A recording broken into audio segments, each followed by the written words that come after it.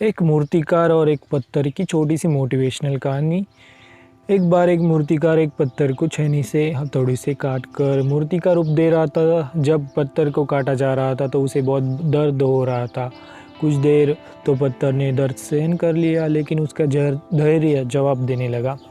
वो नाराज़ होते हुए बोला, बस अब मुझसे और नहीं सहा जाता, छोड़ दो मुझे, मैं तुम्हारे वार को अब और नहीं सह सकता, चले जाओ यहाँ से। मूर्तिकार ने समझाया, अधीर मत बनो, तुम्हें मैं भगवान की मूर्त के रूप में तराश रहा हूँ। अगर तुम कुछ दिनों का दर्द बर्दाश्त कर लोगे तो जीवन भर लोग तुम्हें पूजेंगे, दूर दूर से लोग तुम्हारे दर्शन करने आएंगे, दिन रात पूजा तुम्हारी करेंगे, तुम्हारी देखभाल करेंगे।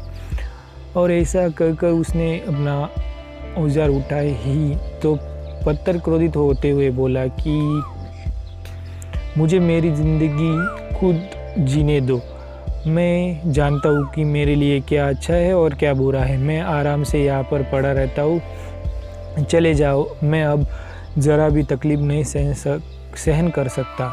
पर पत्थर पर उसकी बात का कोई असर नहीं हुआ। वह अपनी बात पर अड़ा रहा। मूर्तिकार पत्थर को वही छोड़ के आगे बढ़ गया।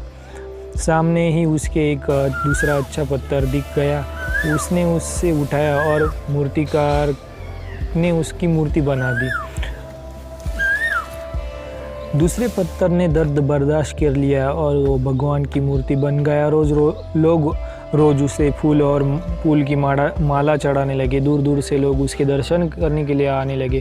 फिर एक दिन एक और पत्थर उस मंदिर में लगाया गया और उसे एक कोने में रख दिया गया। उस पर नारियल फोड़ने के लिए इस्तेमाल करने के लिए जाने लगा। वह कोई और पत्थर नहीं बल्कि वह वही पत्थर था जिसने मूर्तिकार को उसे छूने से मना कर दिया था।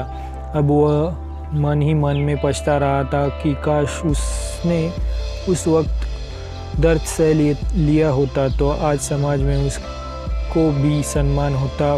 कुछ दिनों की वह पीड़ा इस जीवन भर के कष्ट से उसे बचा